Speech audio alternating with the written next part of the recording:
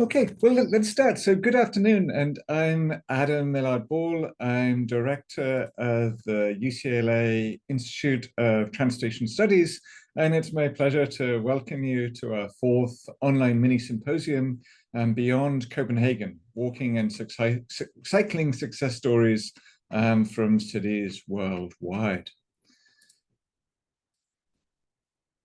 Just a couple of ground rules.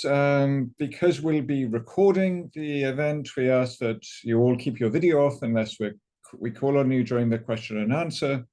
And then we'll encourage you to turn on your video for questions. And if you face any technical challenges, again, please feel free to contact Whitney, our chat moderator. We have live interpretation today. So if you prefer Spanish, we have Carmen and Carlos translating for us. You can go to the interpretation button at the bottom. And for any language, or perhaps one of 100 languages, you can have automatically translated captions. So click on Show Captions in the Zoom menu, and there'll be an option to turn on translation for your preferred language.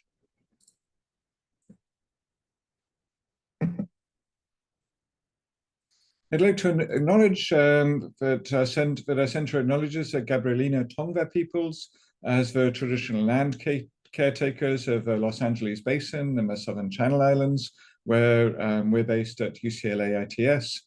And as a land-grant institution, we pay our respects to our ancestors, elders, and relatives past, present, and emerging. And this event is brought to you by the UCLA Institute of Transportation Studies. We're a state-funded research center that supports and advanced transportation research for cities, the state, and now increasingly the world as part of a 4-campus Institute of Transportation Studies at the University of California. And we'd also like to, before I acknowledge our sponsors, I want to give some background on what an online mini symposium is. So we have an annual Arrowhead Symposium up in person, up in the mountains here, just outside LA. But we want to reach a broader audience, including people who can't travel to LA. So this is a fourth in our series of these mini symposiums. We have 2 sessions with presenters. The first one on what the latest research on walking and cycling tells us, and then a panel of city representatives from Nairobi and Montreal and Buenos Aires. And then we'll have a discussion session and 3 breakouts to interact a little bit more and with a facilitated conversation. I'd like to thank our sponsors for Arrowhead, so especially Los Angeles Metro and Arup, and then many of the other organizations that have sponsored our Arrowhead Symposium, and particularly the in-person events. So we're going to start with the first panel now, What Research Tells Us. Just as a reminder, if you came in late, please just do a brief introduction of yourself in the chat so we know who's here. And I'd like to hand it over to Adonia Lugo, who is the Equity Research Manager here at the UCLA Institute of Transportation Studies, who is going to moderate our first panel. Thank you, Adonia. Likewise. Thanks, Adam. Great to be in this space today. Such an exciting conversation to be part of. As Adam said, I'm Adonia Lugo, and we are going to start with a session that highlights new research from UCLA, C40 Cities, and the Institute of Transportation and Development Policy, showing how expanding walking and biking infrastructure worldwide can deliver major climate and health benefits. So this is research that is going to show some of the good work being done to develop more of a comparative context, so we can see what's working in parts of the world that maybe haven't been spotlighted in the global exchange in the past, and what can we do to learn from that. So we'll start with a presentation from Adam, who will be joined by Christopher Bion at Google, and they will share their research, which provides data-driven guidance on how to encourage active transportation in cities around the world. Then we'll be joined by two scholars. Camila Herrero will share insights from a forthcoming policy brief on how Latin American cities are advancing equitable active mobility, and that's with C40 cities. And Taylor Reich will present the Atlas of Sustainable Transportation, a global database of urban transportation indicators that was developed at the Institute of Transportation and Development Policy. And then I'll get us going with a few questions at the end for our speakers and open it up to all of you to ask questions. So without further ado, I'll hand things off to Adam and Christopher.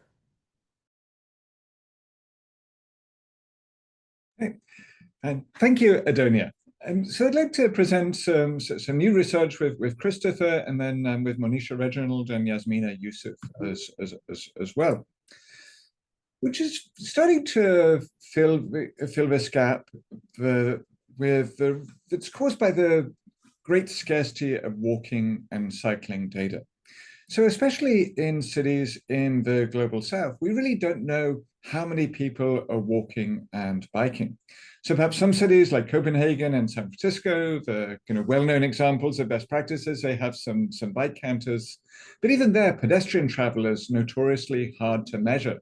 People tend to forget about their walking trips when they answer surveys. So as a result, it's really unclear whether these widely heralded success stories in the news media and the planning literature are actually the best examples, or perhaps there's a wider range of success stories that we can learn from. So I'm going to turn it over to Christopher to talk about this wonderful new data set that we're using.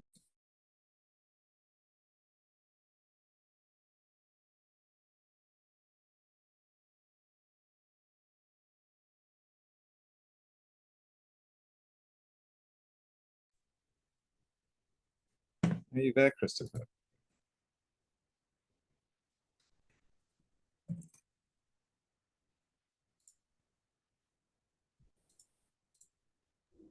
Okay, now I can unmute. Thank you for that. Okay, yeah, I would like to give a quick background into Google's Environmental Insights Explorer.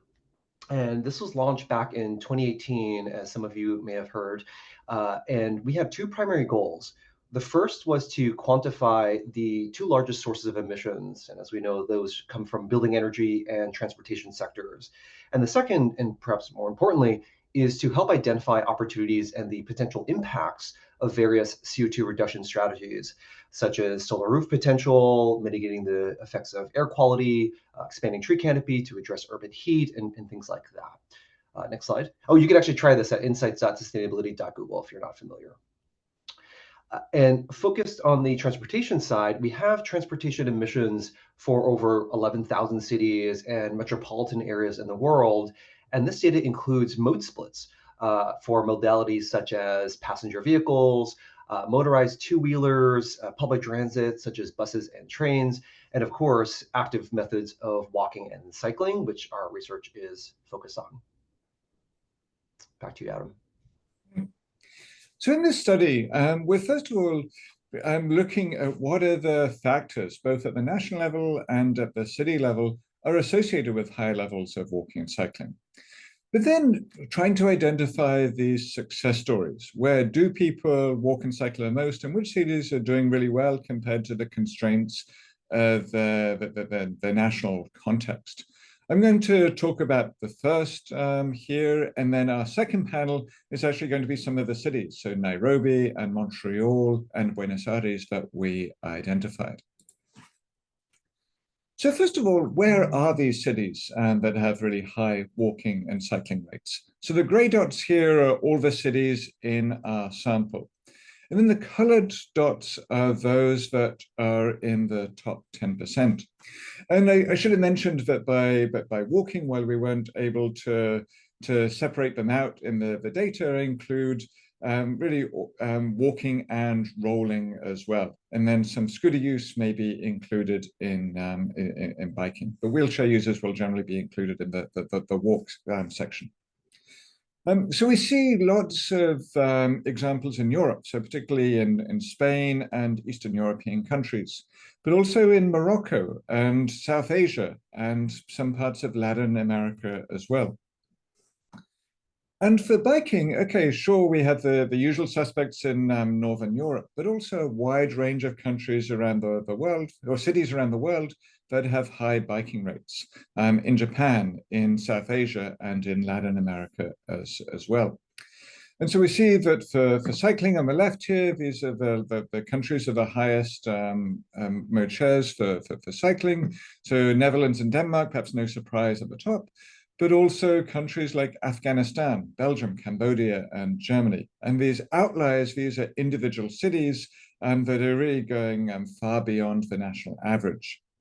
And then for walking, we have the highest performers here on the right. And as I mentioned, many Eastern European countries as well. So we put all of this into a statistical model that looks at both the national and city level factors that are associated with high walking and cycling rates. And importantly, for the city level variables, there's a distribution. So these are different effects in different countries. So density, for example, has a small effect in some countries on walking, but a really large effect on others. And some of our key findings from this model, that the largest impact of these city level variables on walking and cycling is density, which is no surprise. It's really bringing destinations closer together within walking and cycling distance. But infrastructure, as we're measuring through bike lanes, matters as well, not just for cycling, but also for walking. And here we're interpreting the presence of bike lanes as a proxy for broader questions of street design that is good for people who are on foot, in wheelchairs, and on bicycles. Not surprisingly, steep slopes depress cycling rates. That's not something a city can do much about. But cities often use climate as an excuse, saying people are never going to walk here, they're never going to bike here because it snows or it rains or it's too hot or it's too cold. And our results show that's really of secondary importance. And precipitation, we couldn't find any effect at all. And then finally, national level factors, particularly the cost of fuel, also do a lot. So higher gasoline prices tend to increase walking and cycling rates. In the last couple of minutes, I want to focus a little more on the role of bicycling infrastructure. And we see a couple of different models here. So first of all, the Scandinavian model, like Helsinki, where we have almost 1 kilometer of bike lane for every kilometer of road. We also see really high cycling rates in Japanese cities. Tokyo only has about 3% of the road kilometers have bike lanes. But in Japanese cities, we have streets that are narrow, and so even with that bike infrastructure, they're very safe and comfortable to walk or cycle on. And then on major arterials, we have bike lanes often designed like this. And then the final point I'd like to make is we modeled what happens if you scale up. So what happens if every city scales up from the kind of really limited, almost negligible level of bike lanes right now in the median city to the levels of Copenhagen. And we simulate that there's nearly a 6% reduction in global emissions of CO2 from car travel. And most of these are actually reductions from walking rather than biking. So I leave it here. These are the key findings that I mentioned. It's not just Copenhagen. Walking is quantitatively more important than biking. Cities can actually do things to increase their walk and bike mode shares, and this can scale up to make a measurable impact of the global climate. And I'll drop these in the chat in a moment. And we have a playbook of success stories from these cities worldwide, including some of the ones we'll hear from in a little bit. And then the scientific article is available here. So thank you, and I'll turn it back to you, Adonia. Excellent. Thank you, Adam, for that quick overview of a lot of really great research. So we are going to be switching next to Taylor Wright. And sorry, getting my bio. Here we go. So D. Taylor Wright, who uses they, them pronouns, is principal of Ives Street, a research and consulting firm working on the next generation of travel demand modeling through multimodal access to destinations measurement. Previously, they were the Global Data Science Manager at the Institute for Transportation and Development Policy and a Fulbright Scholar in Amman, Jordan. Taylor is the author of the Atlas of Sustainable City Transport, which they'll be sharing with us. So without further ado, handing it off to Taylor. Hello, everyone. Thank you so much for joining today. Let me see here. Can you see my slides? We can. Perfect. Thank you. So I'll be talking today about the Atlas of Sustainable City Transport, a web tool for benchmarking and viewing progress on indicators of sustainable mobility, especially I'll be focusing on cycling infrastructure. So you can visit the Atlas I'll put the link in the chat. It is just atlas.itdp.org. And please feel free to open that webpage and follow along as I go through the functionality. I'll just be sort of reviewing some of the basic functionality of the web tool, how you can use it, and a little bit about what it means. So there are about 9 indicators measured in the Atlas. One of them is people near protected bikeways. So that measures for a given city or country the percentage of the urban population living within a short 300-meter walk of a physically protected bicycle infrastructure. So we can zoom in on a particular country. I've chosen Colombia here, sort of looking beyond Copenhagen at other exemplars of sustainable bicycle infrastructure around the world. We can see that the measurement for Colombia is about 25%, a quarter of the population living within a short walk of protected bicycle lanes. Before I dive in any farther, let's talk about what we mean by physically protected bicycle infrastructure. These are all images from Bogota. So much as the UCLA study did, we're using OpenStreetMap as a source of data on bicycle infrastructure. And specifically, we're identifying bicycle lanes with the tags listed on this slide. These usually represent lanes that are actually physically separated, not just painted, and that can look like a variety of different types of infrastructure. So going back to the Atlas, we can then select an individual city. In this case, I have selected Bogota, and we can see all the protected infrastructure in there and what neighborhoods have convenient walkable access to protected infrastructure and which neighborhoods do not. We can also compare Bogota to other cities. In this case, I've selected a handful of other leaders in Latin America, Medellin, Mexico City, and Santiago, Chile. And we can see how they compare. You could, of course, also compare to other cities elsewhere in the world. Excuse me.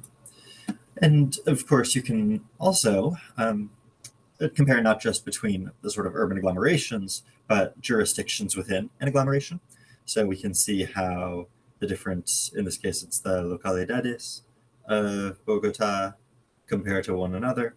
It would also be possible to compare them to other municipalities or departments or districts in other cities in the same country and around the world.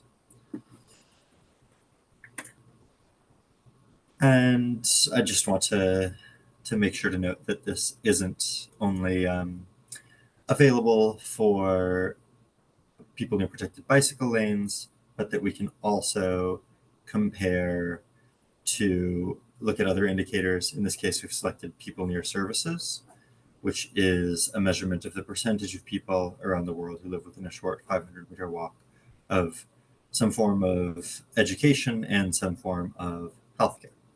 Actually, sorry, it's a 1 kilometer walk for this one, not 500 meters. So in general, in the Atlas, we've chosen to focus on indicators that focus on people's ability to walk conveniently to either destinations directly or some form of sustainable transportation indicator, some form of infrastructure.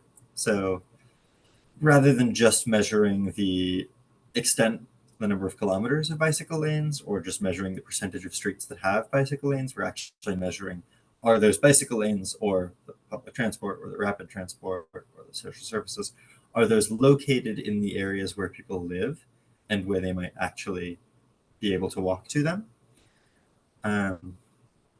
Over time, ITDP will be continuing to update the atlas so that we'll be able to track progress over time, which we can already do for rapid transport and population density, not yet for bicycle lanes. And we may even continue to add more nuanced indicators and increase the data quality. One really nice thing about using OpenStreetMap as the source of data is that if there are issues with the data quality, if there are inaccuracies, it's easy for anyone to update the data for their own city in OpenStreetMap, and then corrections will be automatically reflected in future updates to the atlas. So we're using open data in and out, and you can also download the data openly for your city or for your indicator worldwide. Going to put my email address in the chat.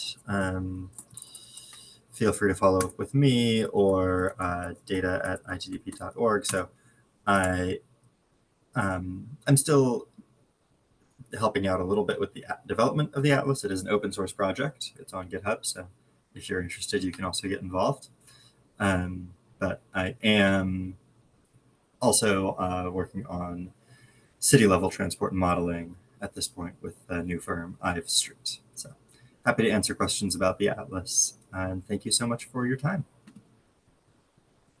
Thank you, Taylor. Very exciting to think about ways that Atlas can be applied to take a look at things. And we are going to move on to our third third presentation from Camila Herrero Rodriguez, who is with C40 Cities. She's going to share a little more about C40. Camila is the Walking and Cycling Senior Manager in the Climate Solutions and Networks team. She leads the active mobility network of more than 35 cities in all continents and regions to foster walking and cycling solutions through peer-to-peer exchange and technical assistance. Her work has focused on the intersection between cities and sustainable mobility, climate change, and gender. So, Camila, happy to pass the virtual stage over to you. Hello, everyone. Can you hear me well? We can. Perfect. Thank you so much for the invitation. And I see some of our cities in this call, so it's a pleasure to share the space with all of you. And I will start sharing my screen. Oh.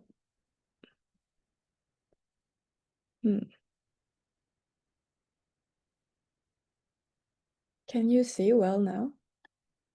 Yes, we can see it setting up. Yep, it looks like it's in slideshow format now. Perfect. Thank you. Well, yeah, the introduction of myself was done. So I am joining this session to share with you some of the recent findings from the Walking and Cycling Network after some work we've been conducting with Latin American cities in the past year. So the title of my presentation is The Right to Move, Equity-Centered Strategies in Latin America's Active Mobility Transformation. And well, just to let you know a little bit about C40, we are a non-for-profit organization all around the world. We have around 97 cities, and yeah, we just lead this network of mayors and technical teams around the world to accelerate and scale climate ambition. So these are some of our cities. This is always changing, but for now it's 97 cities. And well, I basically lead the walking and cycling network, which means that my responsibility is to maintain alive and active a network of cities that are prioritizing active mobility in their agendas.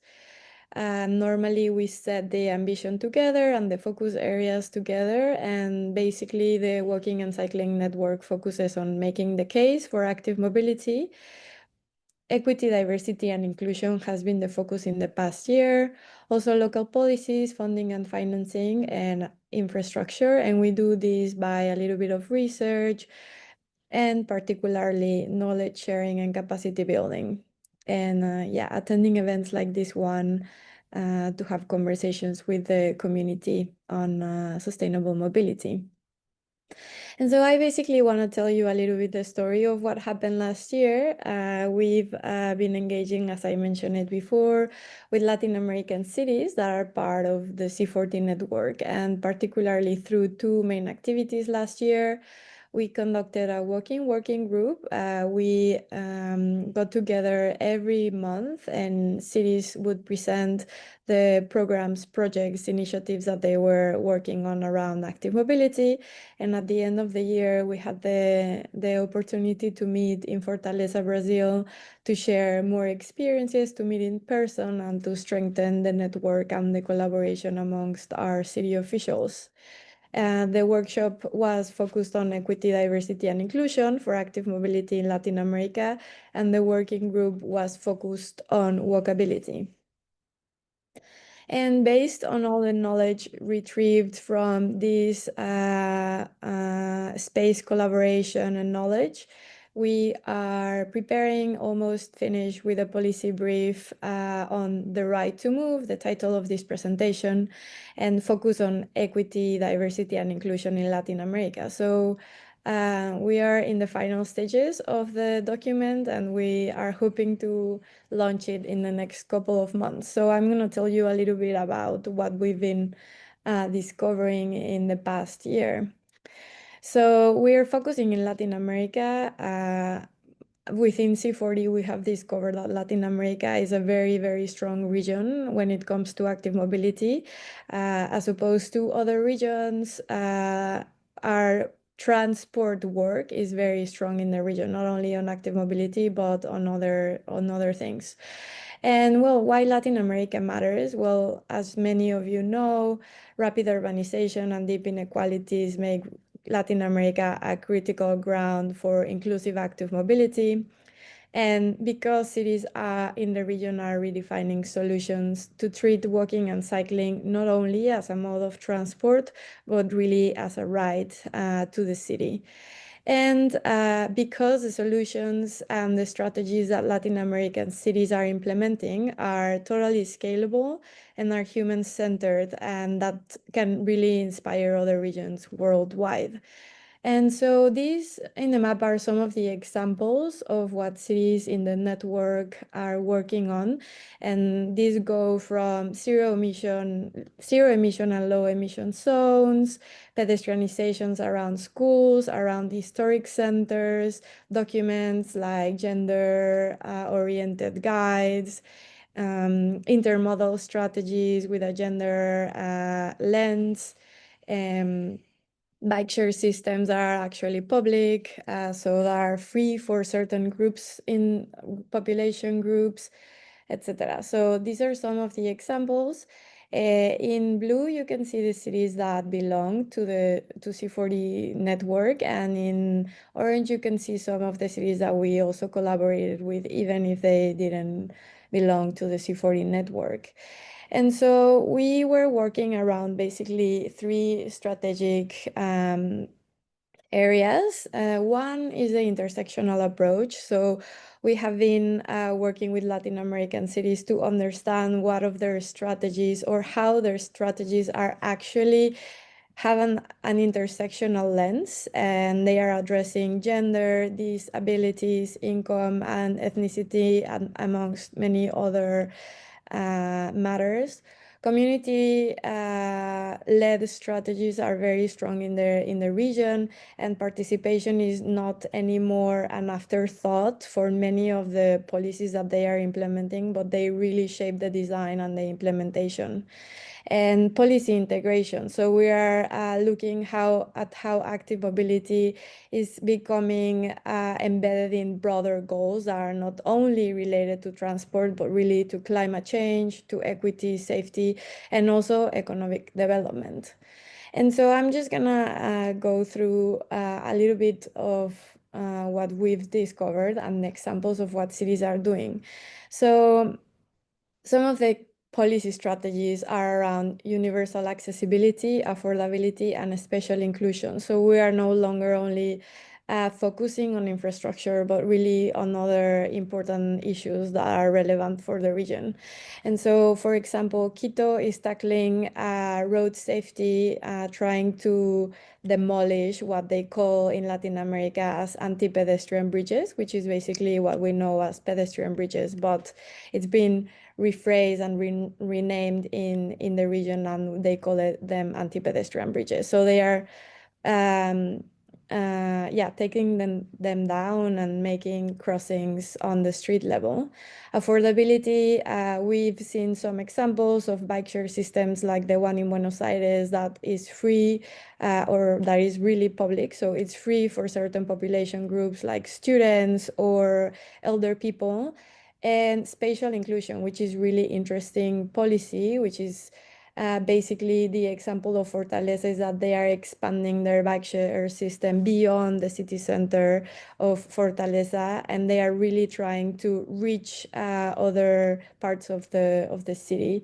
And low emission zones, like in Guadalajara, Reciclo, which is a program of waste pickers that use bikes that are facilitated by the city to basically have a job. And Lima and other cities also pedestrianizing their city centers. Community is really important. A lot of cities like Bogota are really reaching out to schools to provide guided trips for young students to attend school. Rio de Janeiro has worked with children as well and with schools to redesign the streets around the schools, and also other school streets examples like the one in Salvador. And well, basically the message is that Latin American cities are not really just catching up or copying examples from other regions, but they are really focusing on their own problems and looking at their context to find solutions that are suitable for their realities, and that opposed to what we've been seeing in the past years. Well, this can also be a blueprint for other regions, not only in the global south, but really in global north cities like in the US or in Europe. And so, yeah, the final messages are that equity is really being embedded from the start and not only as an afterthought. That tactical urbanism is one of the key strategies that these cities are using, and that this is useful for the cities because they can be scaled really fast and generate local ownership, and that inclusion really builds resilience, and this leads to better outcomes and strong civic trust. So I'm happy to continue talking about this, and of course, if you want to know more about the policy brief, you can write me a message, and I'll keep you updated of the event, of the launch event. Thank you so much. I love hearing the examples from the different cities. So, well, I now have the luxury of getting to give a few remarks on these great presentations that we've heard, and then we're going to transition into our Q&A. So, I am a cultural anthropologist and have primarily looked at the social and cultural aspects of the shift to sustainable transportation, or why it's difficult in many contexts to encourage the shift to sustainable transportation. And so When we were planning this panel, one of the things I asked our group was, why beyond Copenhagen? What do we mean to bring up, that example that is so famous as a sort of shining star, North Star for how cities or how advocates would like to see cities transform to support cycling. Why is it important to think beyond that? And I really heard part of an answer to that in what Camila was saying about solutions that are suitable for specific realities. So one of the things that I observed in studying sustainable transportation over the years is that one of the things that's exciting about being in the space of sustainable transport is you get to look at such different places and spend time in such different places. The diversity across cities is something really beautiful that I think we want to preserve rather than homogenize. And so it makes sense to look for solutions that fit the particular cultural contexts that we're working in to bring on more uptake of sustainable transportation. But as we shift into thinking about Q&A, I would love to be hearing from our speakers about what surprises came up. Were there cities or areas that came forward in your findings that you wouldn't necessarily have expected to be supportive with biking and walking infrastructure?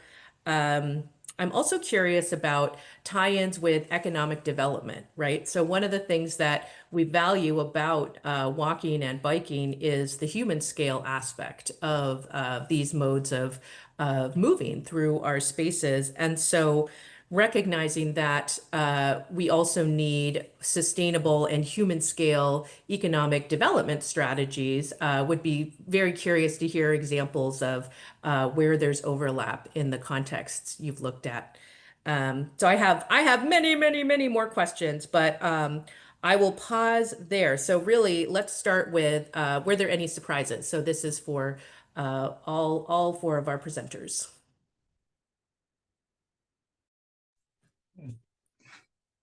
Well, I can start. And from the cycling side, my biggest surprise for me was the Japanese examples, particularly Osaka, but many cities in Japan.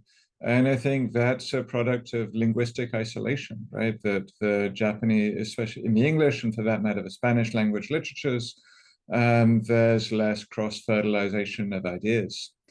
And then for walking, there were more surprises for me because I had many fewer priors, right? Which cities have high walking rates? I had no clue, right? These aren't publicized as well. And so it was interesting to see not just the Japanese, but also the East and South European and Moroccan examples really come to the fore.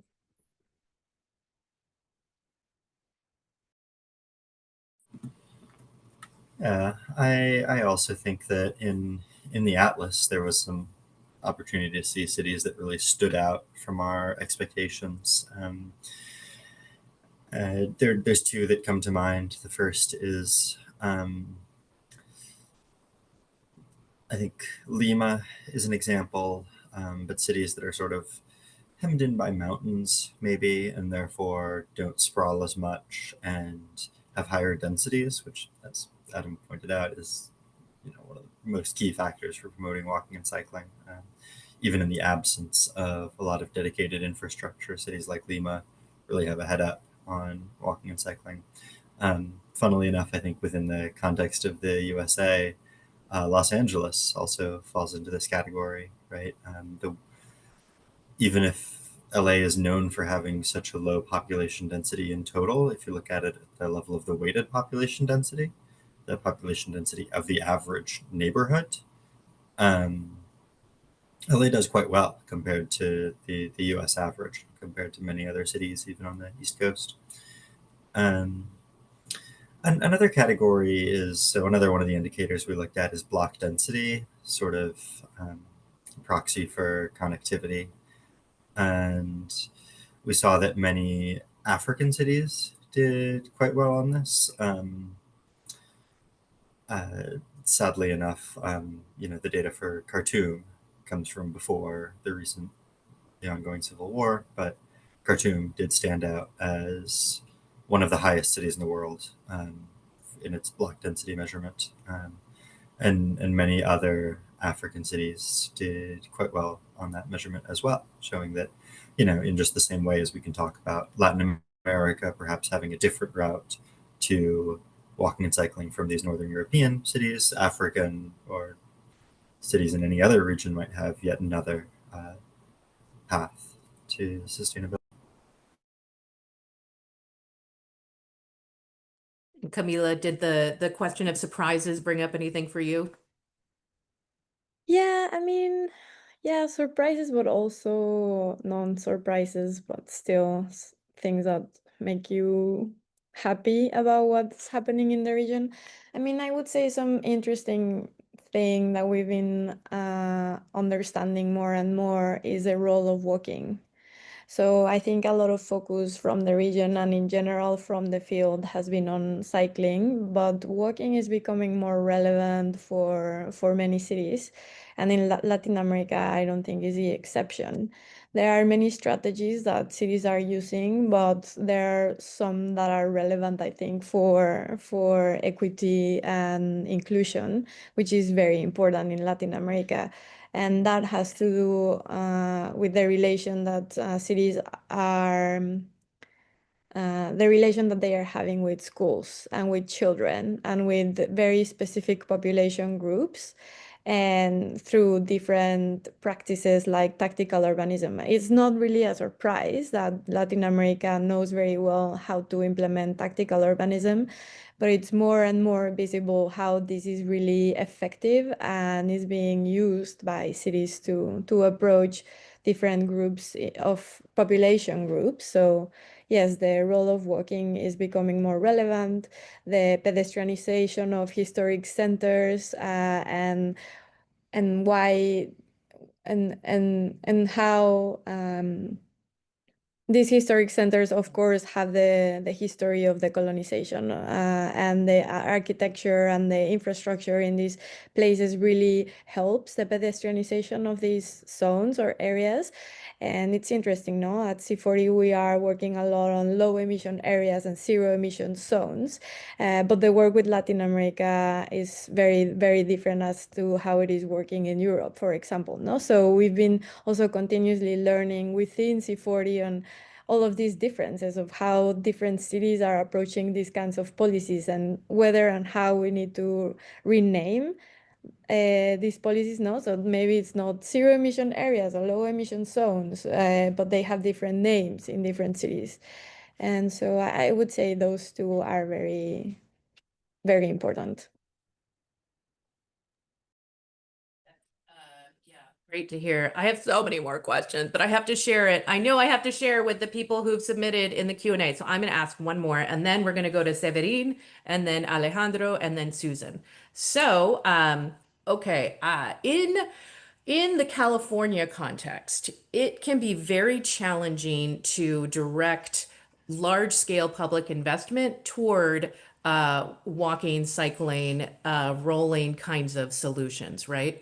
And in Los Angeles, we have a really thriving and beloved open street event, a ciclovia called Ciclavia, that has now been going on for 15 years.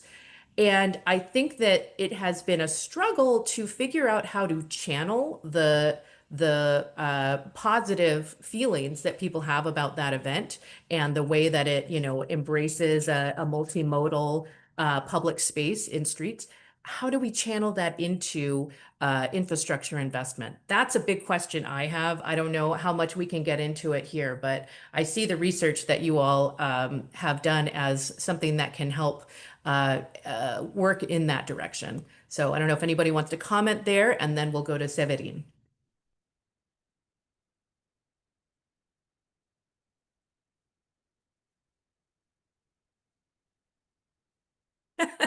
Okay, so we're in agreement that it's an important conundrum, but we're not going to solve it right now. All right. I'll answer just very briefly, and I think it's a great question, and it's not one that has a generalizable answer necessarily. So I think the key is that this is where the case studies look in, and I'd love to hear in our next panel from some of the city representatives about how they managed to secure that political support. Because I think there's not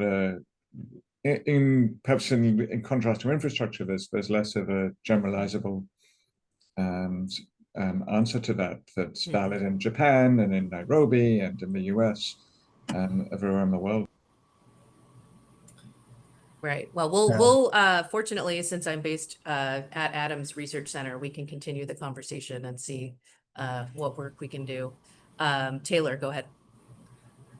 I would also maybe say that, and this is more related to less about the Atlas and more about what I'm working on these days, but being able to talk about walking or cycling, not just in terms of health benefits and equity benefits, but as a way of really moving people to their destinations, getting people to jobs they need to get to social services, and sort of satisfying the transportation demand more broadly, and really being able to talk about how they're not, it's not a second best. It is a more efficient way of moving people in many circumstances, and really being able to show that, I think, can be helpful. Yeah, I appreciate that. Okay, let's hand things over to Severin. Hi there, Severin Martinez. I'm a supervising planner with the City of Los Angeles' Vision Zero team. My question is, the report states that steep terrain has one of the largest associations with cycling. I was wondering if you could say more about this. Do you think the advent of e-bikes will help address the influence of terrain, or are there other strategies like using mountain bikes or bike bus combination to address this barrier? So our conclusion is based on the world as it is right now, or rather as it was in 2023, with that level of adoption of e-bikes and other types of bikes as well. And so as e-bikes become more ubiquitous, yes, hopefully that will change and terrain will become less of a barrier. But I think the purpose of highlighting that was there's something cities can't do much about, which is terrain and weather. But often they point to the weather as being really the reason that no one is ever going to bike here, which is, based on our data, is just not true. But the terrain is perhaps in the longer term more challenging. But yeah, greater adoption of e-bikes, that's something that I'd expect, but it becomes less salient.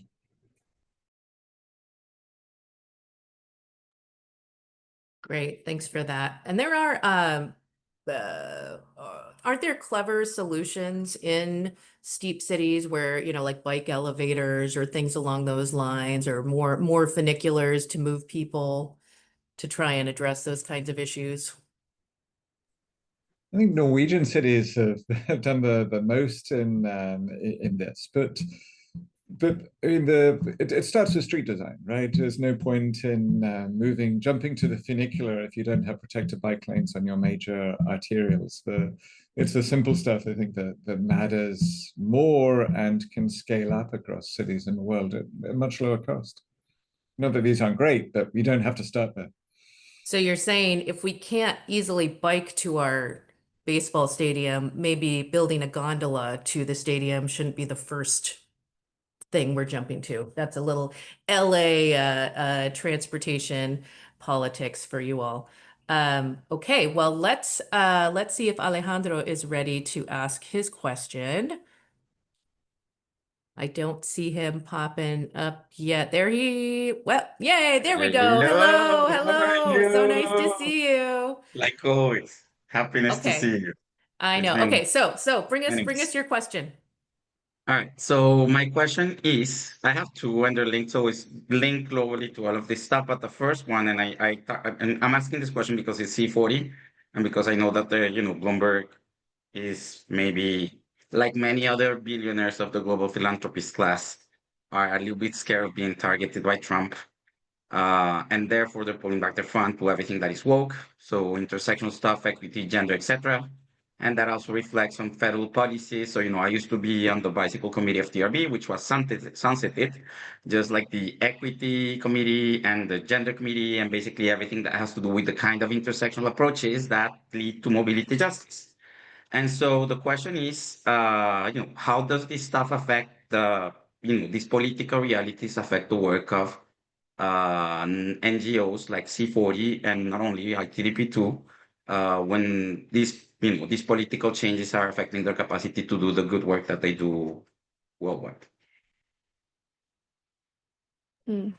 Hello, how are you? Hola, Cami.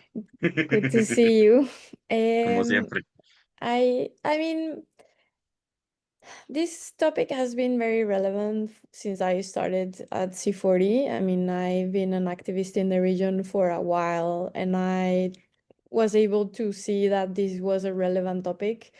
And so far, I haven't received any pushback, or nothing really has affected the narrative that we've been working on around with Latin American cities. And I mean, within C40, there is a whole team working on inclusive climate action. That's basically the name of the team. And that whole team is a very, very big team. C40 has around 450 people now. And this ICA team is very, very big, and the team continues working on this. So I don't know how to answer that question. I also don't know if I understood correctly your question, but yeah, I can say that so far we will continue working on these topics, and especially in regions that it's just like it makes all sense to understand this more and more. Yeah.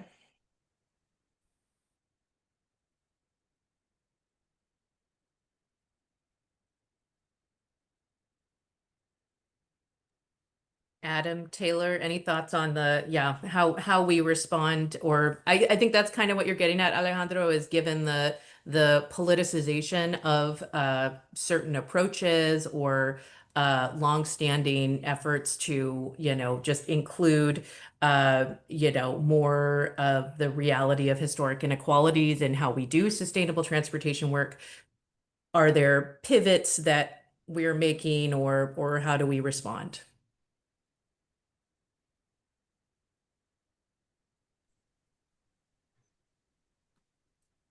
Yeah, but I was going to let Taylor respond since they're more in tune with the NGO landscape. But from the federal point of view, I mean, it is certainly we're seeing a cutback in support for this, but I don't want to make this too US centric, right? That this is not necessarily the most important country for walking and biking worldwide. But yeah, it is absolutely concerning the cutting of bicycle and pedestrian research from the remit of TRB, and then the general funding climate. So at UCLA, our federal funding was all cut for being too woke. So it's a reality. So I know it's not. I know that it's kind of Eurocentric, but my big fear is that this stuff is gonna be exported. And I see that thing collapsing, like like in Europe, like the countries that have far right politicians are actually starting to go after bicycle organizations. So that's why it's more like, what is the picture of these people working worldwide? Is this starting to have an effect? And overall, what can we do if this starts happening? How can we project ourselves into this political changing landscape? I guess I certainly don't have an answer. One thought that occurs to me is, I always think that bicycling in a lot of ways should be sort of a conservative mission, right? In a lot of ways, bicycling aligns with what you think of as conservative values. It's self-reliance, independence, you're able to maintain your own bicycle, it's efficient in how it uses resources. And so I do think that there's a lot of opportunity to carefully reach across the aisle, as it were, to more conservative civil society groups, and especially groups that are concerned with fiscal sustainability in cities or municipal or state level within the U.S.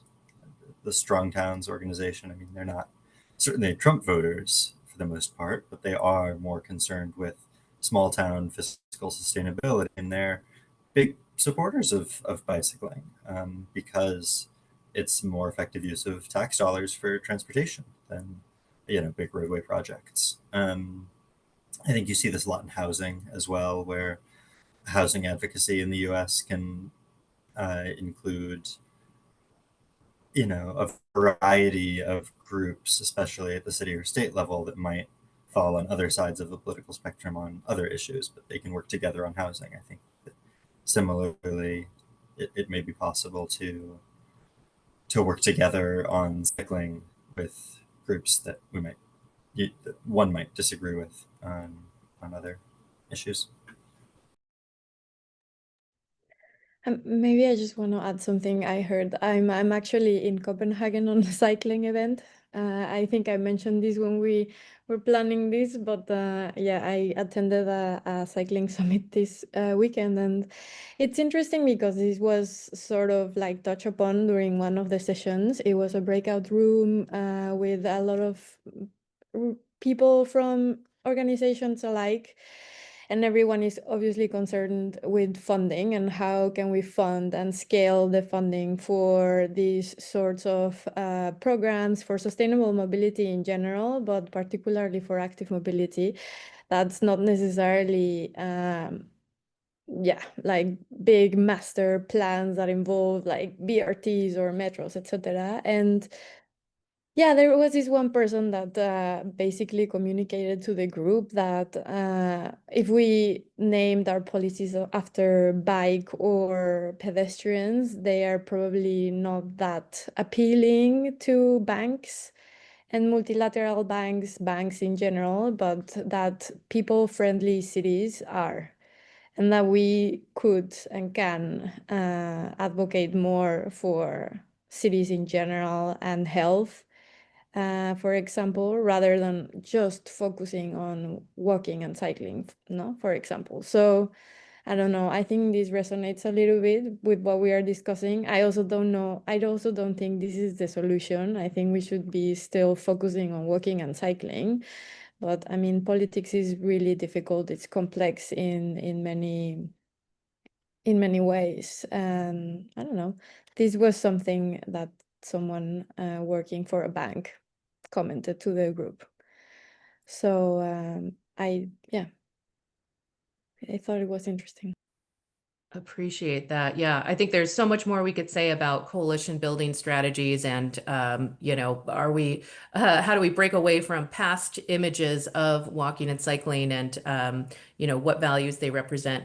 I'm so sorry to Susan. We're not going to have time to get to your question, but we will be available in the breakout rooms after our second panel so we can continue the conversation.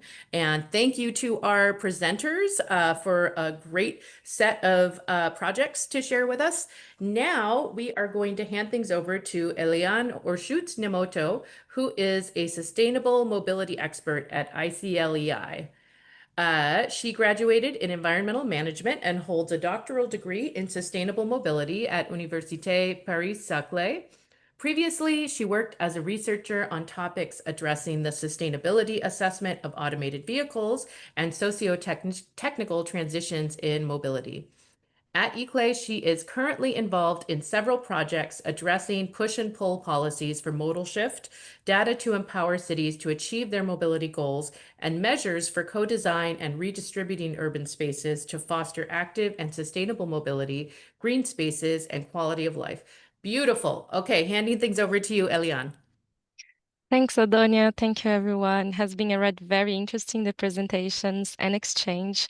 Welcome to the second part, the sharing city experiences. This session brings together planners from several cities that exemplify successful planning and walking and cycling in different contexts. We will hear from 3 speakers: and then we will open up for questions. So please feel free while you listen to the presentations to add your questions in the Q&A box. And I would like to start first with Andrea Rodriguez. She comes from Buenos Aires and will share her experiences with us. Thanks, Andrea. The floor is yours.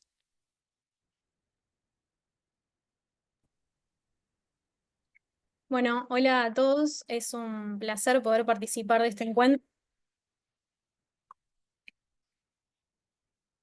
Bueno, voy a compartir la pantalla.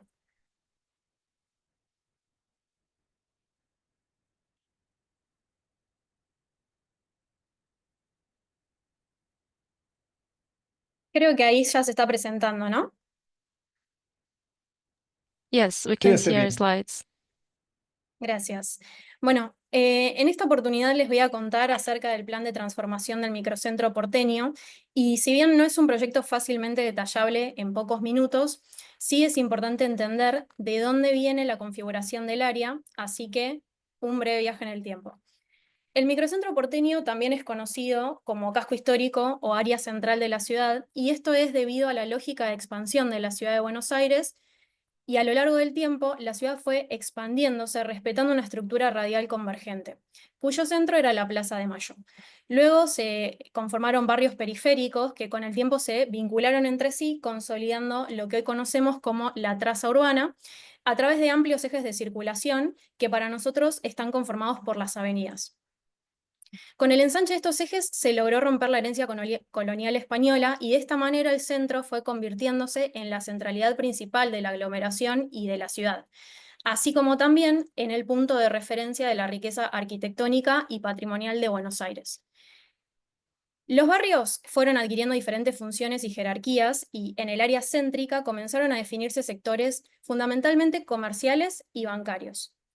Actualmente, el casco histórico es el corazón financiero, administrativo y turístico de la ciudad de Buenos Aires. Y tanto es así que aún en la actualidad es en el área central donde se ubican la mayor parte de las actividades financieras y administrativas metropolitanas e incluso a escala nacional.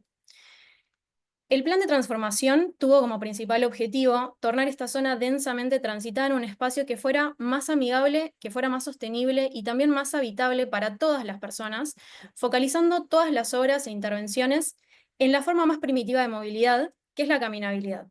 Por otro lado, conformaba en ese momento una de las zonas más contaminadas de la ciudad, y por eso ejecutar un plan de transformación de este tamaño no solamente era necesario, sino también era una realidad inminente para disminuir los niveles de contaminación.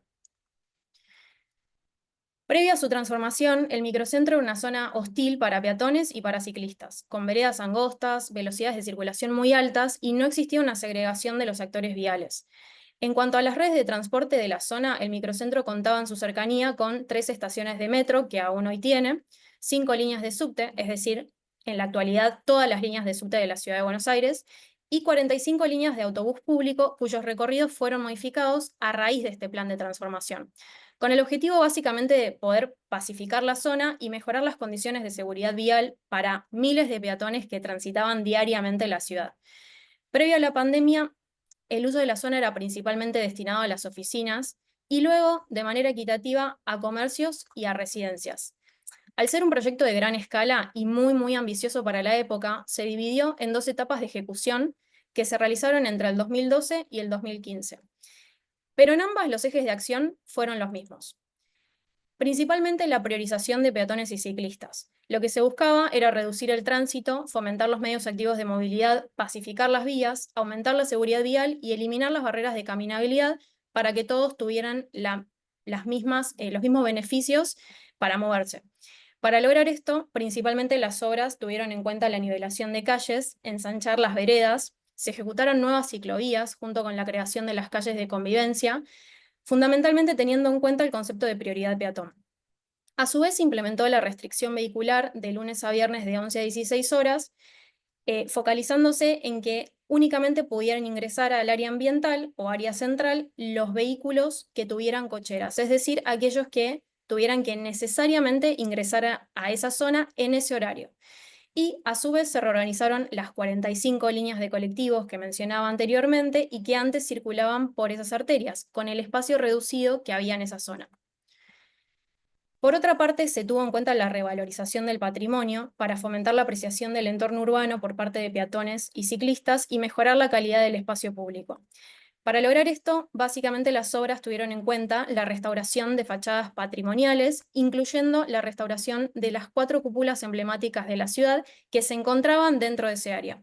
Y esto es importante ya que este área tiene una gran riqueza patrimonial e histórica y un alto contenido de arquitectura. Luego, el tercer eje en el que se hizo foco con este plan de transformación del microcentro porteño tuvo en cuenta el mejoramiento de la accesibilidad.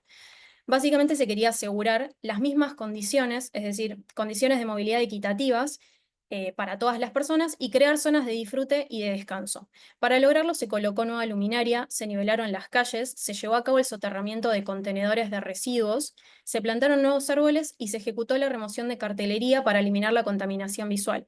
Para ese momento existía muchísima publicidad ilegal en la zona que no respetaba la normativa existente.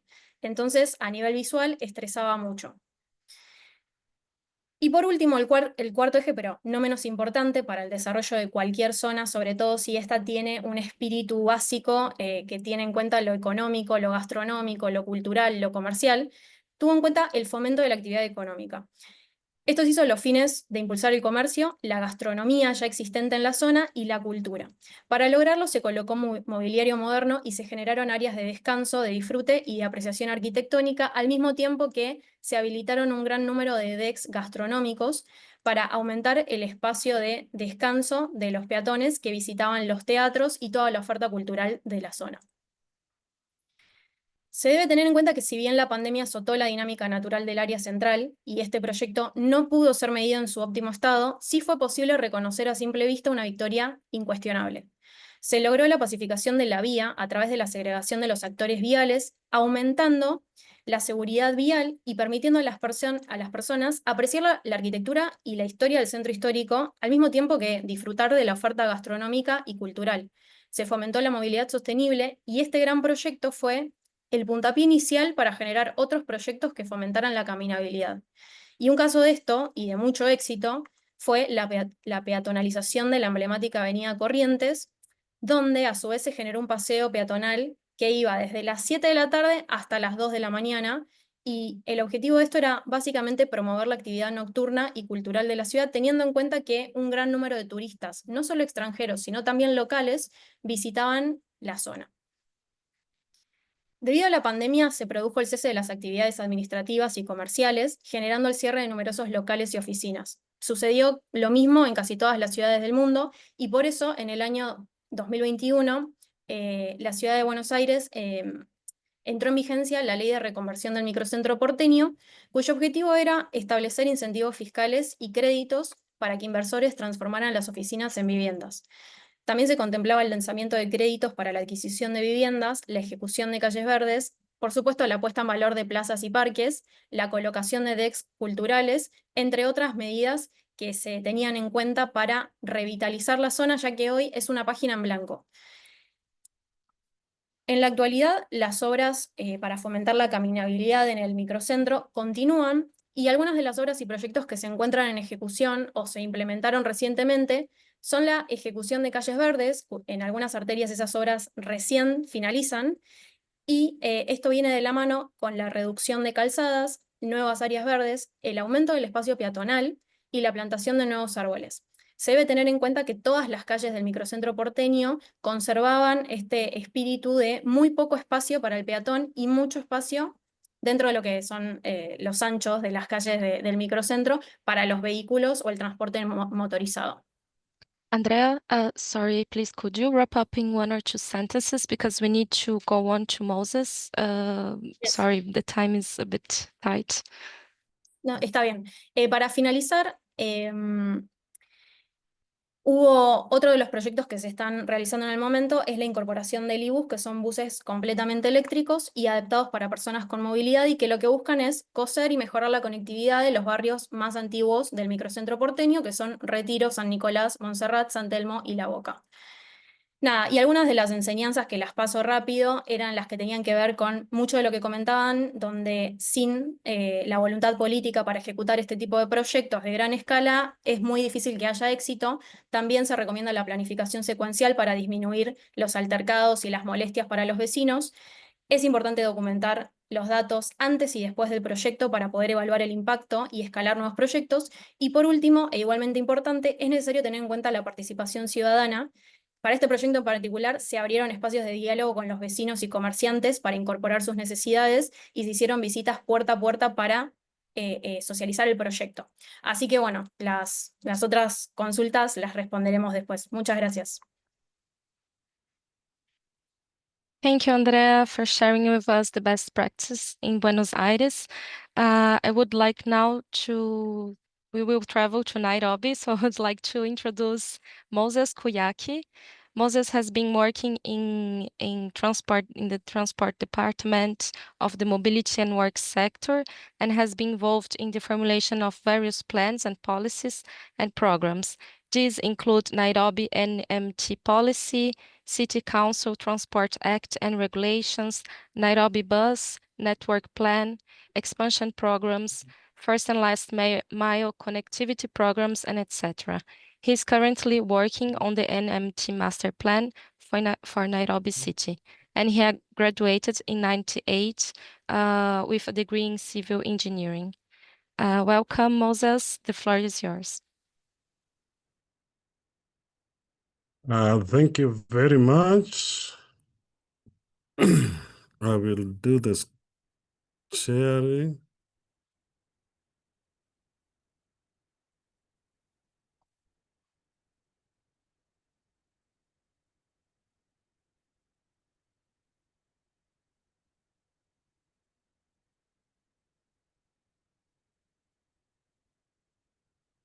Yes. You can see my screen now? Yes, we can see. Okay, thank you very much. As I've been introduced, my name is Moses Kuyaki. I'm the Director of Transport in Nairobi County. And we'll be presenting the experiences of Nairobi with particular focus on on our first pilot project that we did, that was Rudhuri Avenue. An introduction of Nairobi, capital city of Kenya. It's the biggest urban area in East Africa. It's also the headquarters of 2 UN agencies, the UNEP and the UN Habitat, with an area of 606 kilometers squared, a population of 7 million during the day, and 4 million at night, 40% share of working, and has a contribution of 21.7% to the gross domestic product. Then we have high pedestrian fatalities, and then the PM concentration is about 1 times the air quality guidance from WHO. Then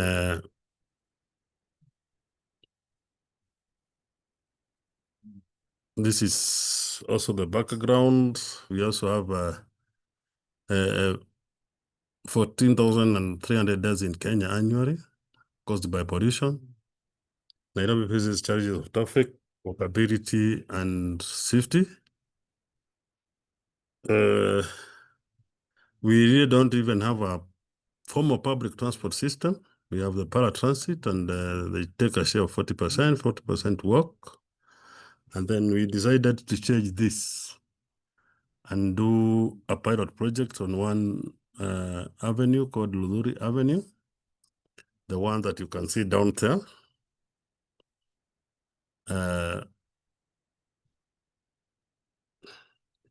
And then in Nairobi, about 73% of passengers walk, while 13% use boda boda, which is a motorcycle taxis.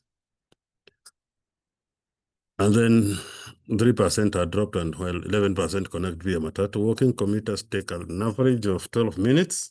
That's about 800 meters from home to their first point of boarding public transport. And once they reach their last point on the public transport, 90% of them walk, while about 8% use the first and last mile.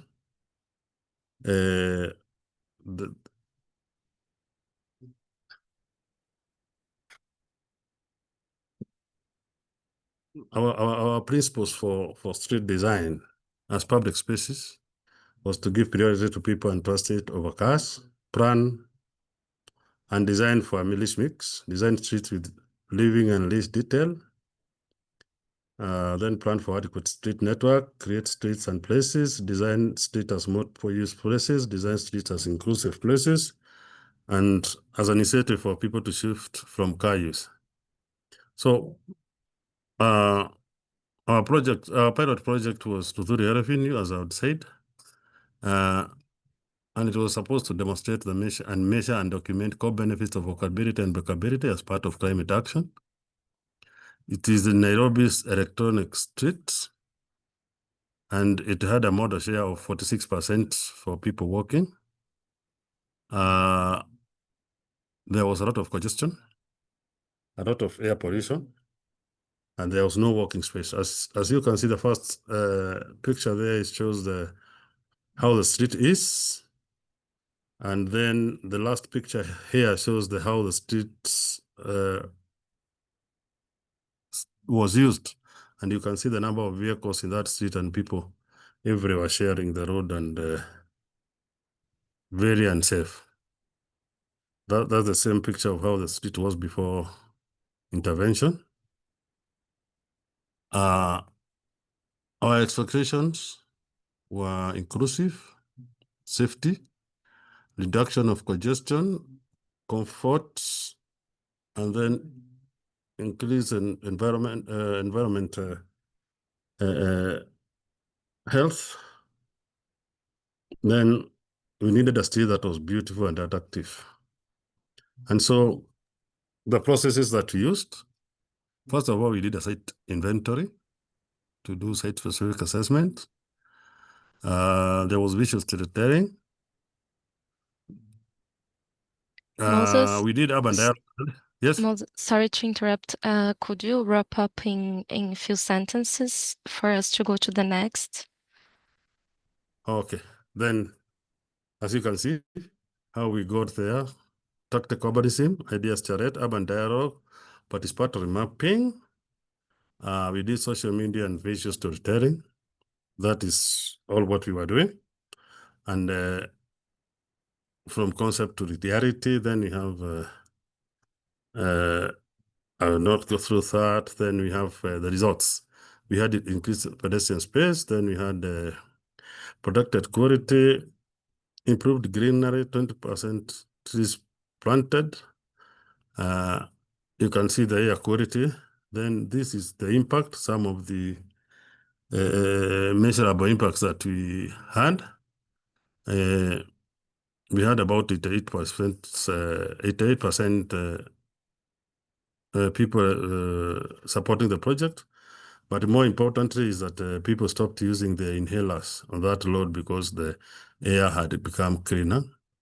Then the increase in number of pedestrians using that street. Then the outcomes was the changes in mindset, improved conceptual understanding, capacity building. The rest of the slant was high quality materials. While statistics were important, they had just as much as the refill. There was need for complemented with stories. And then something like political support is important for the success of any project and the involvement of relevant sectors in government. We can skip that. Then the successive, innovative and diversified communication strategy on location, public engagement, etc. Then we have the existing cycle lane in Nairobi and the mapping of some of the cycling that we have in the city. This is the whole network of cycles we have in Nairobi. It's about 50 kilometers. Then we have the works that we scaled up from what now we did from Luthuli. This is now what we are working on.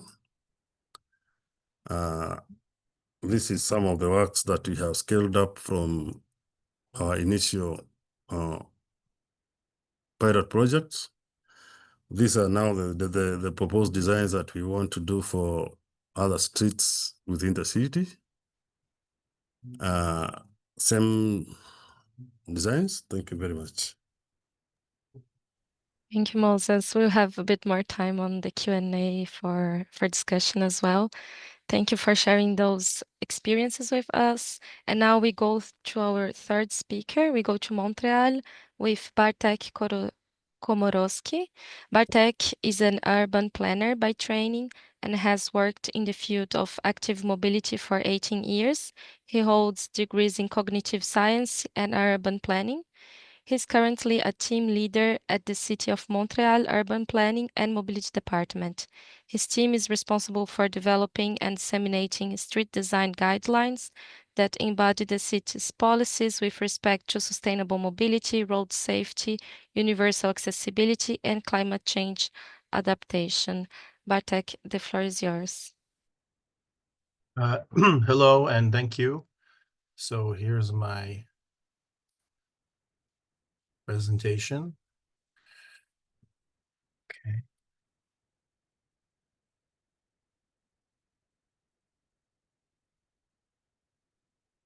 Okay, do you see my screen?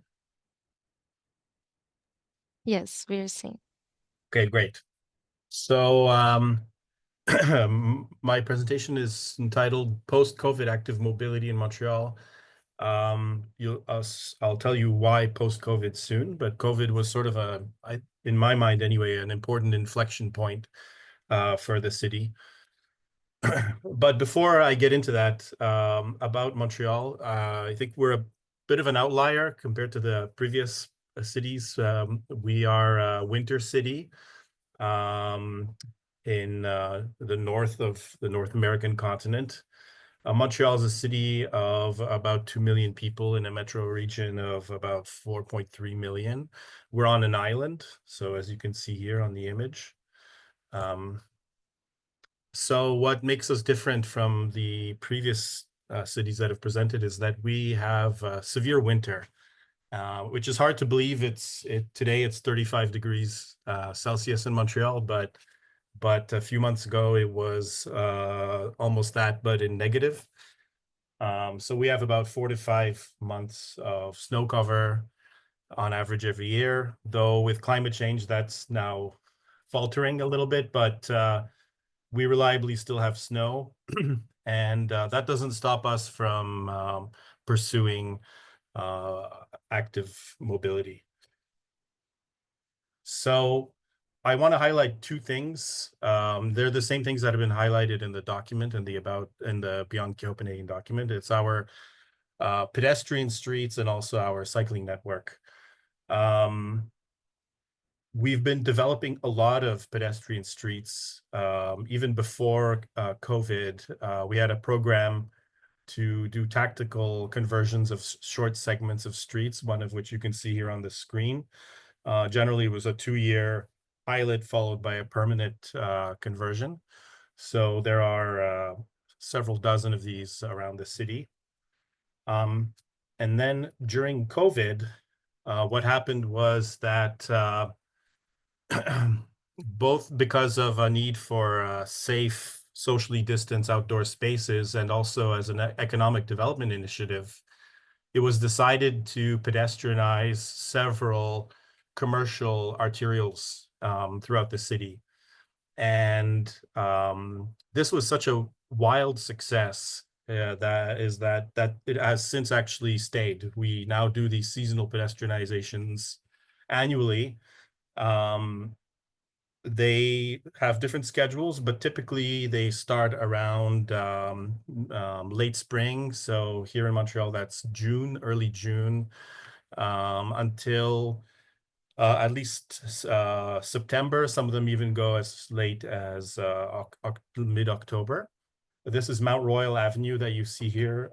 This is a 2-kilometer stretch of pedestrian street. Apparently, I'm told it's the longest pedestrian street in North America. Because I don't think there are any others that are 2 kilometers long. So this is an absolutely raging success. The buy-in with merchants along the street has also really dramatically increased. About a third were in favor initially, and another third were sort of not sure. Now 2/3 are absolutely in favor. So the other thing I want to mention too is that unique feature is that some of these also have allow bicycles to use them.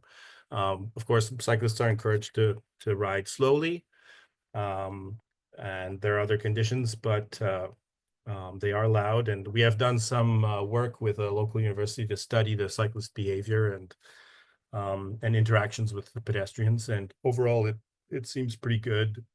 And for now, we intend to maintain this policy. With respect to protected bike lanes, so I mean, we've had protected bike lanes since the mid 1980s, but our network of protected bike lanes was not growing very much. We were just doing a lot of painted bike lanes on the streets, and during 2020, there was a need. Nobody was leaving town. There were a lot of people staying for the whole summer, so we needed to provide means of recreation and means of getting people to parks and so on. So we implemented a bunch of these temporary protected bike lanes, which you can see here on the screen. And these two were very, very successful. And many of them have actually since been converted into permanent projects, like the one you see here on Avenue Christophe Colomb, which is actually currently being rebuilt permanently with these protected bike lanes. In the meantime, as well, this was already planned before COVID. We had started building what we call the Express bike network, or Réseau Express Vélo, 17 corridors and 191 new kilometers of protected wide arterial bike lanes, of which about 50-60 kilometers have already been implemented. This is an absolutely wild success as well. The corridor that you see here, Saint-Denis, typically gets about 10,000 users a day. Recently, there was a temporary public transit strike, and we had absolutely record numbers of bike uses, 15,000 users per day. And actually a nice also form of resiliency was introduced into our mobility, because public transit wasn't available and people were able to switch over to bikes and still get to where they needed to go. We are, when possible, Montreal has a lot of aging underground infrastructure. So we're rebuilding whole streets with sewer and water mains underground. And when we do, we are building these more advanced bike lane designs. So here you can see this mid-level raised Copenhagen style bike lane. This has now become pretty much the standard in Montreal. So we have several, I'd say probably 30-40 kilometers of these either built or underway. I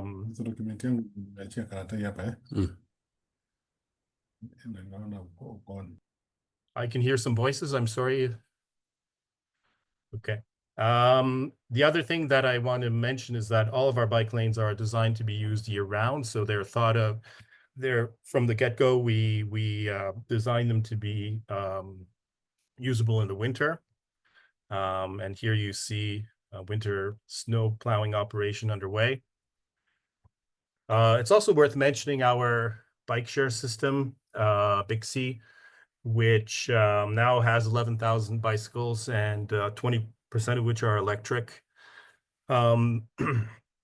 It gets around 13 million trips. Well, it did last year, and we actually started operating it in the winter recently. We used to only operate from spring until late autumn, and now a small part of the system remains open during the winter and it's been actually a great success. In the first winter, there were 90,000 distinct users, which we hope will translate to maybe a door opening effect to winter cycling, which is still less popular than, of course, fair weather cycling.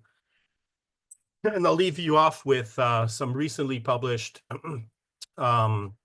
household travel data. So we're fortunate in the region to have a 5-year, very large sample household travel data survey, 200,000 people in the sample. For the central part of Montreal, so this is the dense urban core developed pre-war, let's say. This is a streetcar era development. We have seen, as you can see, the green and the gray. Gray is walking and green is cycling. They have both. Cycling has doubled, so we've gone from a 4 to an 8% mode share, and also a pretty significant increase in walking. Despite, as you can see, how the number of trips slightly dropped from 2018 until 2023. That's the effect of post-COVID reduction in the number of trips being made on average. But despite that, the numbers of cycling and walking trips have, in absolute terms, increased. You will, however, observe that this has been at the expense of public transit trips. And also you can observe that car travel has slightly dropped as well, but has largely remained stable. So anyway, success in as far as walking and cycling mode share are concerned. Yeah, so we intend to carry on this current path. So that's it for me. Thank you very much. Thank you very much, Bartek. It's great to see this model share change. It's amazing. And thank you for the whole presentation. A few highlights from my side and remarks. So we have seen experiences and best practices from different countries and cities and different contexts, either historically, as it was the case of Buenos Aires, or more current changes, as we saw in Nairobi or Montreal, but all in the effort and implementing on-the-ground measures to a transition, transforming public space and reallocating public space to more walking and cycling, and also, as we discussed previously, all related to well-being and mobility as a right for all, which includes also different target users, children, family, elderly people with reduced mobility, and public space for all. This said, I would like to go to the questions. I have also some questions, but I will prioritize the ones from the Q&A, and if we have time, we can also go through mine. I would like to maybe invite Eddie Velten Guedes, who wrote first point, if you would like to open your mic.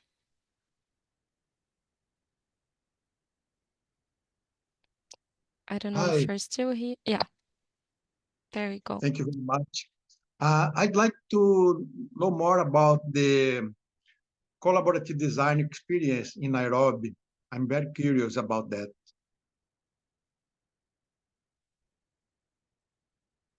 Can you hear me? Yes, we can hear Yes, you. I can. Okay, thank you. Yeah. When we started this project, it was a project that we really wanted to document and ensure that it is acceptable to the masses, and then ensure that we design what the people wanted. So what we did is initially we just did a concept of what we want, and then we went with that concept to the site. Then we invited the people. Is this what we want? We could have They could move the street, they could move the cars and say, no, we don't want these cars, so they remove the cars. They go to a junction, they close it, they say this is not what we want. So we then invited also the students to come and do designs depending on what the people have said they want.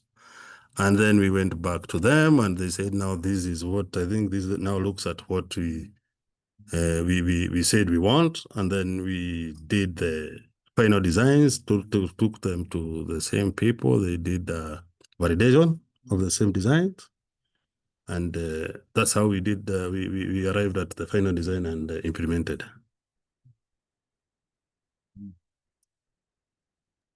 Right. Thank Thank you, you. Moses. I see Rivelton like, so I think it's clear. Thanks for sharing the co-creation process. And then I also saw a question also on the chat from Tim Barton. Tim, would you like to open your mic to ask your question? Yeah, hi there. Can you hear me? Yeah, no, I think Yeah. it was just around the Montreal presentation. I'm from Vancouver. I know that we have struggled to say close a major arterial because I think like a lot of cities, a lot of our retail is on the arterial streets. And so closing those arterials would have like significant traffic impacts. So I was wondering how Montreal kind of overcame some of those challenges. And then also how you got the merchants on side, because again, where we have tried to close some of those streets, it's been very mixed from the merchants. And actually this summer, we've kind of in some ways gone backwards compared to last summer on one of our streets where now it's only open on a Sunday, whereas it was open all summer last year. So yeah, thanks for any insights on that. Yeah, sure.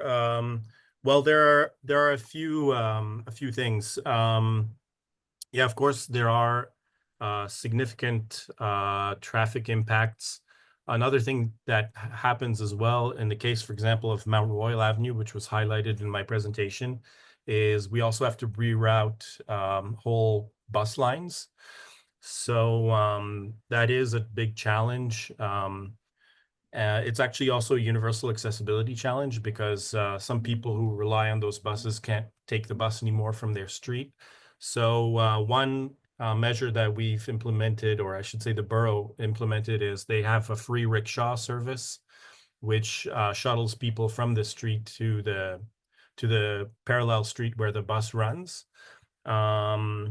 As for traffic impacts, I guess I would say perhaps there's a bit more of a cavalier attitude here in Montreal to that. We have already a long history of summer festivals and street closures and also notorious construction.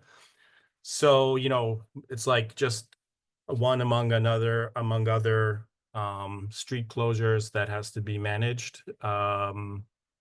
The other, I would say that's part of the answer. The other part of the answer is that it's not just any street. Many of the streets that are closed to traffic are on metro lines, so they are highly accessible by other means than cars. And they are not like regional car destination streets. Mount Royal was that maybe 20 years ago, but it isn't anymore. It's very much a local serving street. I would say, you know, most people anyway, whether the street is open to traffic or not, access it by means other than a car. So that's another part of the answer. Lastly, I would say that these don't always work and we don't always get the buy-in from the merchants. There is one street near where I live, which last summer they tried for the first time to, it was pedestrianized for 3 months, and it didn't work. The Merchants Association came out against it, and they didn't renew it this year.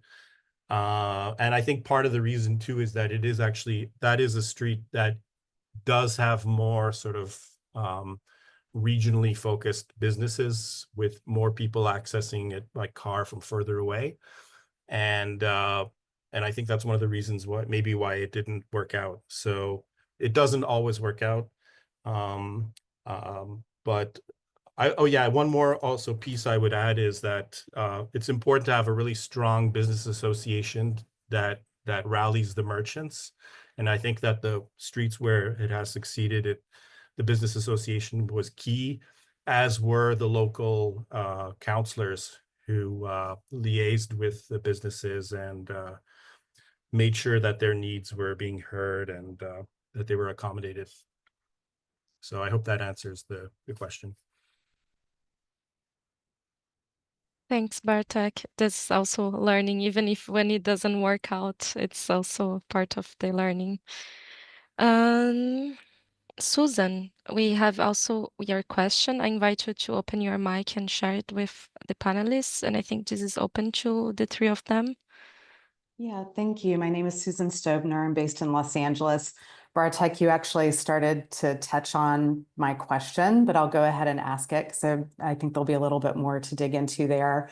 So to go back to what Alejandro asked previously about the impact of anti-diversity and anti-sustainability attitudes in the US on funding of mobility projects and how they might influence efforts globally, I noticed both in your presentation and then Bartek in yours, that you referenced economic development. Bartek, you elaborated that actually it wasn't always a net positive, and sometimes business associations were actually against it. But so that's my partial answer. So that's not always a good argument. Moses, there was a little thing on your slide. It was a slide you had to go by really quickly, but it looked like economic impact was perhaps a positive factor. So what I was just mulling over, like, is shifting away from focusing on sustainability and diversity. And I am thinking more in the US, where our government is specifically, has come out against those things and is not funding those things. Could we focus on economic development as like, hey, the more people who are walking, rolling, and biking or using public transportation, the more they're patronizing businesses that they would just normally drive past. Does that seem like, is there proof in other people seeing, like, is that true? Are we seeing that happen? Are you all seeing that happen consistently in other places? Thank you. Thanks, Susan. I don't know who would like to start sharing. Oh, I can go ahead. I think in our case, absolutely, the economic argument is very powerful, and it tends to cross parties. So regardless of what your agenda is with respect to equity and diversity and so on, a lot of these pedestrianizations have succeeded on economic terms, and we have hard data to show it. We have some data from transactions and also just survey data from the merchants, and some merchants have reported that the summers are actually, and not just restaurants and bars, even some merchants that sell durable goods, like, they've had their best years ever because they have there's so much foot traffic that they've had incredible sales numbers, and sometimes they're against it initially. They don't believe it until they see the numbers themselves, and that's where I think the business association and also the politicians can play a role in reassuring people, and that give it a try, and you'll see, and that's why I think it's also important that this kind of any research and data that's available, that it be circulated, because it can help show by example that these things can work and they actually can be very beneficial. Very valid points. Thanks, Bartek. And Andrea, since you haven't shared some insights, would you like to to share some ideas on this topic in Buenos Aires?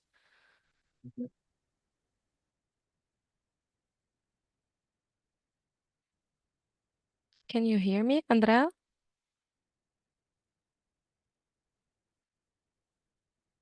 Okay, so whenever she's ready. Maybe, Ah. okay. Se estuvo cortando un poco la conexión. Entiendo que la pregunta apuntaba a quizás los intereses políticos o de la gestión al momento de impulsar este tipo de proyectos. Y para el caso de la Ciudad de Buenos Aires, la verdad es que tengo que decir que sí quién gestione y con qué ideas, si son a nivel holístico o ideas muy puntuales o personales de quien dirige los ministerios, las secretarías de transporte en particular, son importantes. Por eso, como mencionaba lo último, creo que la voluntad política es esencial para impulsar este tipo de proyectos, pero en el caso de la peatonalización del microcentro, previo a la pandemia, había existido un repunte en las ventas locales. Habíamos contado con la información de los locales y los comercios y se demostró una vez más que el impulso a la ciclabilidad y a la caminabilidad en las ciudades aumenta muchísimo más las ventas locales que un espacio más apuntado o apostado a los vehículos motorizados. Creo que esa era la pregunta, ¿no? Yes, exactly. Thank you. I think it points on the same direction that we were saying. You mentioned two very big important elements, political willingness and showing in practice that increasing walking and cycling can bring benefits to local business, not just the car culture. So that's also great experience in the ground to support the transition that we are drawing on. And then Moses, would you like to share any insights on this question? Yes, yes. When we went into Lodhuri Avenue, which was our pilot project, the first day of our tactical urbanism, almost everybody on that street, because they didn't know what we were doing, resisted, including the business owners and the public transport operators. We did the tactical urbanism for about a week. By the end of that 1 week, the business owners had seen the benefits. And they are actually the ones who said, now to close this street completely. We just want foot traffic around here. So by the end of the project, they had even taken ownership of it.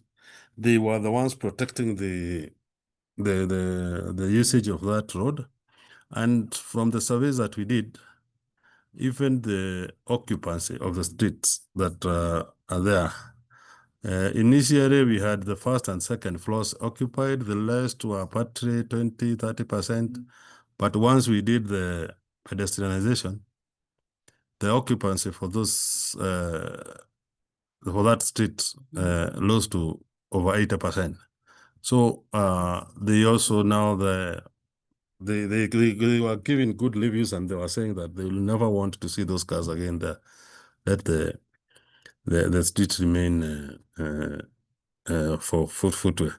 So I can say that the business, actually it became one of the most expensive streets, and we pedestrians another one, also became a very expensive street. And the next street that we did, even the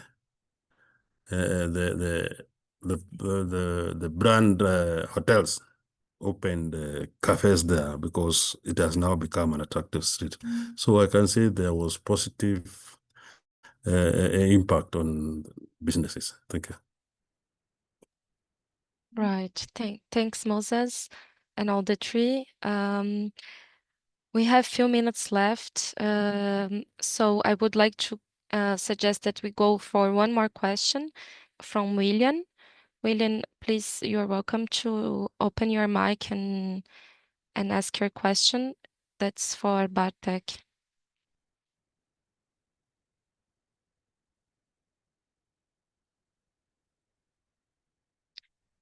I'm not sure if he's still with us. If not, Jacob Vessel, you also drop a question here. If you're here with us, you can open the mic. Yeah. Yeah, just had a question sort of for everyone about whether it was difficult to secure funding for tactical urbanism projects, given they may be temporary in nature or pilots, and what the sustainability of that funding might look like year over year.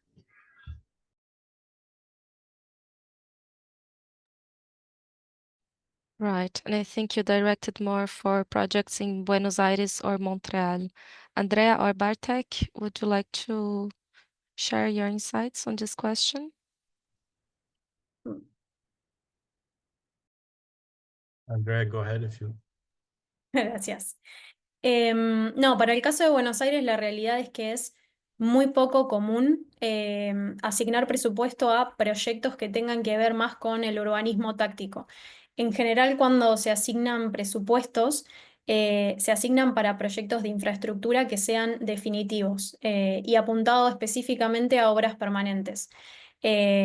El presupuesto que se suele asignar a proyectos temporales tiene que ver no tanto con infraestructura, sino con pruebas piloto de servicios.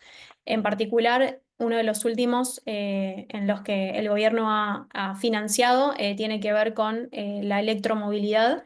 Por eso se apostó mucho estos últimos 2 años, sobre todo, a transformar la flota de vehículos en la mayor cantidad que fuera posible a vehículos eléctricos, y también con la incorporación de la prueba piloto para los buses eléctricos del e-bus del área central que mencionaba antes.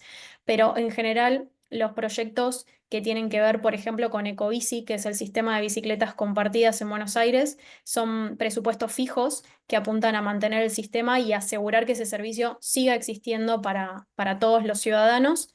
Ahora bien, con nuevos presupuestos, sí está siendo muy difícil conseguir financiamiento, incluso para proyectos que tienen que ver con obras permanentes. Gracias. Thanks. I think our time is up. So I would like to thank you, everyone, all the presentation for our panelists, the exchange, and also the participants for your questions. And I would like to also hand over to Adam. Okay, thank you, Eliana, and the panelists. I will say a little more in a moment, but first of all, don't go away, because for the final part of this mini symposium, we have 3 breakout discussions, which I'll share details of in just a moment. But the message, don't go anywhere, because we have more. So a few comments and reflections. Mainly, I hope that you have gained some inspiration from these wonderful models of promoting walking and cycling all over the world. So the Buenos Aires and Nairobi, the Montreal examples that we just heard about, the ones that Camila mentioned, such as Lima in Peru, and then all the cities in TaylorX Atlas of urban mobility with large numbers of protected bike lanes. So I think wherever you are in the world, you can find a model, right? You can find inspiration, you can find designs and ways to reach out to businesses and to residents that might work for your city. If it's snowing, you can do what Montreal did with the snowplows. If it's hot, you can adapt your infrastructure to the climate. And in LA, well, I think the excuse I hear all the time in LA is, well, I can't bike, it rained yesterday. But that's no excuse either. And then the final point I'd like to make is that this action can scale up, right? So it certainly improves the economy and quality of life in individual cities, but this action also matters for global public health and for global climate change. So with that, I'd like to thank very much our moderators, Adonia Lugo and Eliana Nemoto, our city panelists, Moses Kuyaki, Andrea Rodriguez, and Bartek Komorowski, I know it's very late in the day in Nairobi and in Freiburg, so especially large thanks to Moses and to Eliane. And then from our first panel, thank you, Taylor Reich and Camila Herrero. So the resources that we mentioned, we shared them in the chat, but you can also find them on our website here. If you can go to the next slide.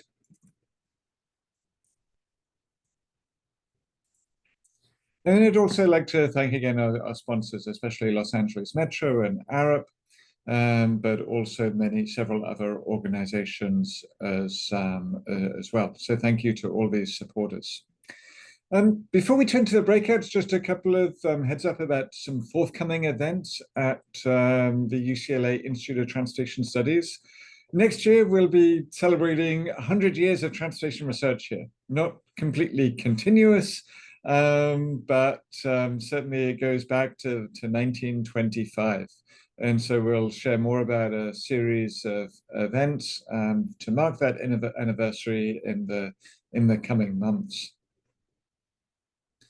Our Arrowhead in-person symposium will be in April next year, and this will be on the topic of new mobility, automated vehicles, and cities. And you can subscribe and find out more information at the links which are in the chat.